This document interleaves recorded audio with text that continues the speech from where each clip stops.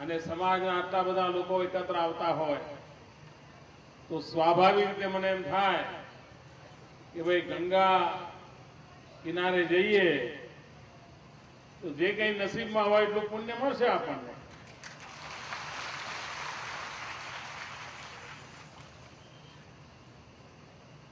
અને આટલો સરસ યજ્ઞ ચાલી રહ્યો હોય, આટલું સરસ અનુષ્ઠાન ચાલી રહ્યું હોય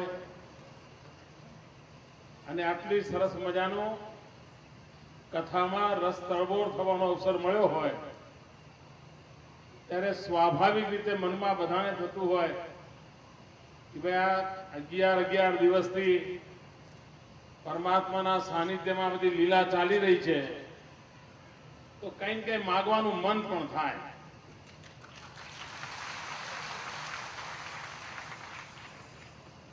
તો તમે બધા જે માગવું એ માગજો, પણ મારા વતી એક વાત જરૂર માગજો. હું તો માગુ જ છું, પણ મારા કરતા તમારું વધારે ચાલશે, કારણ તમે અહીંયા 11 થી બેઠા છો. આપ ઈશ્વરની પાસે માગજો આ ચોમાસું પણ ખૂબ સરસ રહે, આપણા ખેડૂતો સુખી થાય, આપણું ગામડું સુખી થાય, અને પાણી હશે ને તો આપણું ગુજરાત કાયમ પાણીદાર રહેવાનું છે.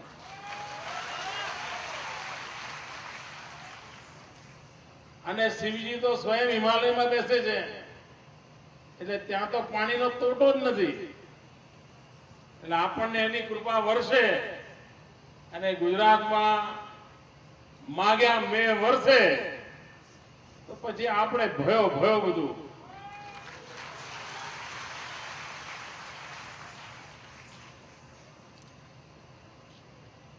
ભાઈઓ બહેનો, બધા ભગવાન એવા છે કે જેની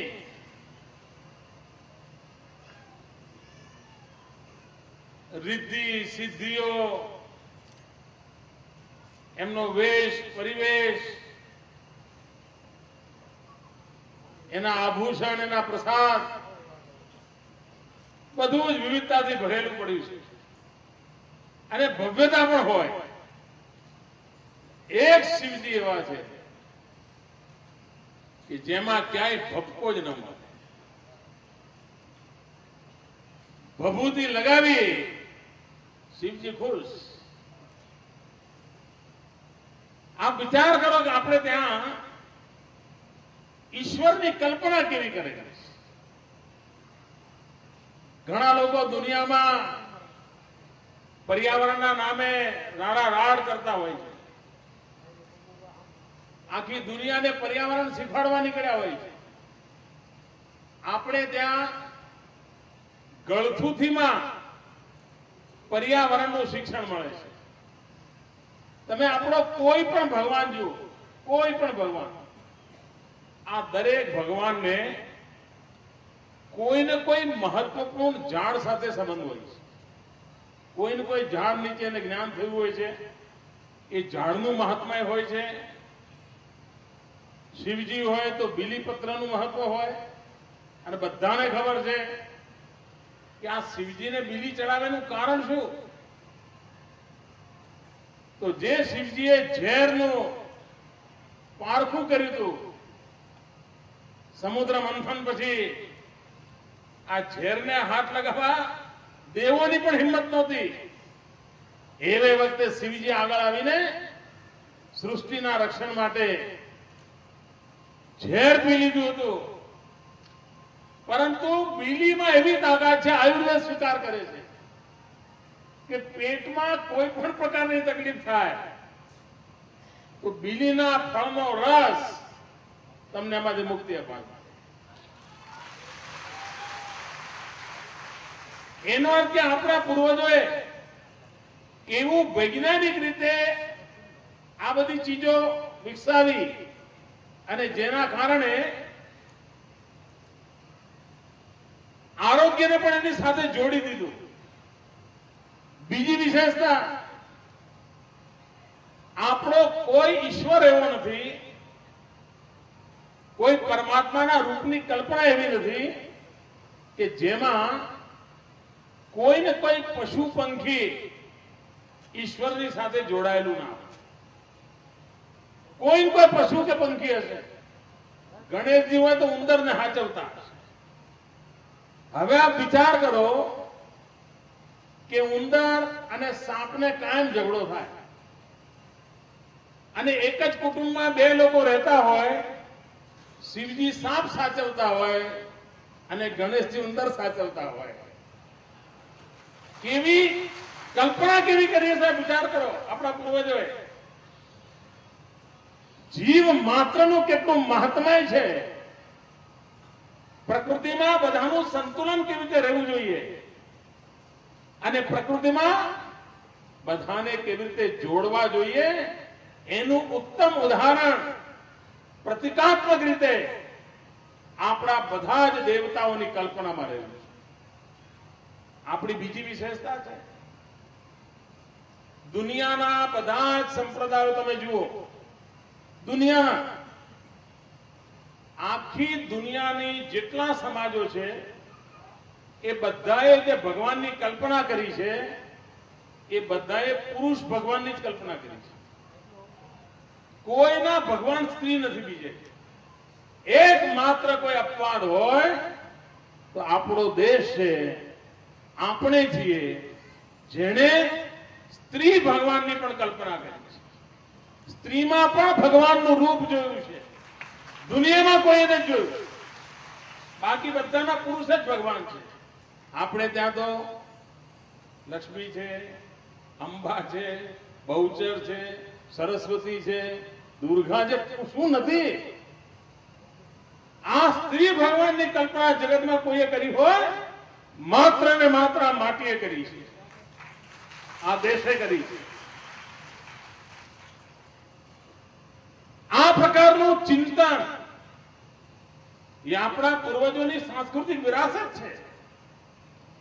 દુનિયાના બધા જ માન્યતાઓમાં શું છે કે ભાઈ આ મારો ભગવાન અને આ મારું પુસ્તક. તમે મારા પુસ્તકને માનો, તમે મારા ભગવાનને માનો તો જ તમને મોક્ષ મળે. આવું દુનિયામાં બધા માને છે. એકમાત્ર આપણે એવા છીએ કે જે એમ કહીએ છીએ કે ઈશ્વર એક છે. હિન્દુનો ઈશ્વર જુદો, મુસલમાનનો ઈશ્વર જુદો ને ક્રિશ્ચિયનનો ઈશ્વર જુદો ને એવું નથી. ઈશ્વર એક છે, એના વિવિધ રૂપ છે. આપણે જે કહીએ છીએ ઈશ્વર એક છે, એના રૂપ અનેક છે. અને એટલે ભક્ત એવો ભગવાન, ભક્તને જે ભગવાનની કલ્પના સૂજે એવો એને ભગવાન ઘડી કાઢ્યો. અગર ભક્ત પહેલવાન હોય તો ભગવાન હનુમાન હોય. એને હનુમાન જ ફાવે. પહેલવાની કરતો હોય, દંડ બેઠક કરતો હોય, હનુમાનની પૂજા કરતો હોય. ભક્ત એવો ભગવાન એ આપણા સમાજમાં જ કલ્પના છે. અને એના કારણે કરોડો દેવી દેવતા, જેટલા નાગરિક એટલા દેવતા આપણે ત્યાં કલ્પના છે. બીજા બધા જ વિચારોની અંદર એવી માન્યતા છે કે કોઈ ઈશ્વર અવતરે છે, પ્રોફેટ આવે છે. આપણે જેવા છીએ જેમ કહીએ છીએ કે નર કરણે કરે તો નારાયણ હો જાય. આ વિચાર કરો. અહીં બેઠેલો પણ કોઈ વ્યક્તિ ઉત્તમ કર્મ કરીને નારાયણ બની શકે છે એવું આપણા શાસ્ત્રો, આપણા પૂર્વજો આપણને શીખવાડ્યું છે. આપણા સંતોએ, મુનિઓએ, ઋષિઓએ શીખવાડ્યું છે. ઈશ્વર પ્રગટ થવો જોઈએ, અવતરવો જોઈએ. એટલી જ એક સીમિત કલ્પના આપણે ત્યાં નથી. આપણે ત્યાં કલ્પના છે કે નર કરણી કરે તો નારાયણ હો જાય. આ ચિંતન મનન એ આપણા દેશનું છે. વૈજ્ઞાનિક ઢબે વિશેનું છે. એમાં જેટલી શ્રદ્ધાપૂર્વક આજના યુગના વૈજ્ઞાનિક કસોટીએ કસીને આપણે સમાજ જીવનની સેવા કરીએ તો કાયમ એક નવી પ્રાણ શક્તિ મળતી હોય છે.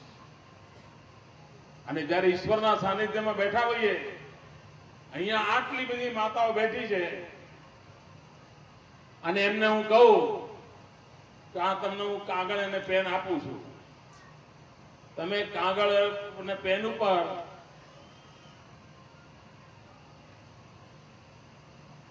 શિવજીનો એક નમન કરતો કંઈક લખો. ઓમ શિવાય નમઃ લખવાનું કહું. આમાંથી 80% બહેનો હશે કે જેમને નહીં આવે, પેન પકડતા નહીં આવે, લખતા નહીં આવે. હવે મને કહો કે આપણને ગિરી બાપુ કહે કે ભાઈ તમારે કાલે સવારમાં જાતે કાગળ પર લખીને લાવવાનું છે કે ઓમ શિવાય નમઃ, ઓમ નમઃ શિવાય એમ લખવાનું છે. આટલું તમે લખીને આવો તો આપણું શું થાય? પણ જો ભણ્યા હોત તો, વાર લાગી હોત તો ભગવાનનું નામ બી ત્યારે લખતા ફાવે કે આપણે ભણીએ. આપણી જો દીકરીઓને નહીં ભણાવીએ, આપણા સંતાનોને નહીં ભણાવીએ અને કોક દી કોક કથામાં મારા જેવો આવી ચડ્યો અને ઓમ નમઃ શિવાય લખાવડાવશે તો પછી ભગવાન દૂર રહી જશે. ભગવાન દૂર રહી જશે. અને તેથી ભગવાનના સાનિધ્યમાં જવું હશે તો આ બાકી બધું જે સંતો મહંતો કહે કરીએ, પણ સંતાનોને ભણાવવામાં પાછી પાણી રાખે. હું અહીંયા દ્વારકા જિલ્લાની અંદર પ્રવાસે આવ્યો હતો કન્યા કેળવણી માટે. ગામડે ગામડે ગયો હતો, દીકરીઓને ભણાવો એના માટે હું જોર લગાવતો હતો. આજે આટલી મોટી સંખ્યામાં માતાઓ બહેનો આવી છે એટલે ફરી વારે લાલચ રોકી શકતો નથી. અને આ શિવજીના દરબારની અંદર હું આપને વિનંતી કરું છું કે આપણા કુટુંબમાં હવે કોઈ દીકરી અભણ ન હોય, કોઈ દીકરી અભણ ન હોય. અને એક વાર આ જો ક્રાંતિ લાવીશું ને તો સૌથી વધારે પ્રસન્ન થશે શિવજી. આ શિવ યજ્ઞની અંદર આપણે સંકલ્પ કર્યો છે, એ જો સંકલ્પને પરિપૂર્ણ કરીશું તો શિવજીની કૃપા આખા પંથક ઉપર રહેશે, સમાજ પર રહેશે અને એક નવી સાત્વિક શક્તિનો ઉદય આપણે ત્યાં થશે. ફરી એકવાર આપ સૌની વચ્ચે આવવાનો અવસર મળ્યો. પબુભાનો આગ્રહ ન હોત તો કદાચ આ પુણ્ય કાર્યમાં પુણ્ય પ્રાપ્ત કરવાનો અવસર મને ન મળ્યો હોત.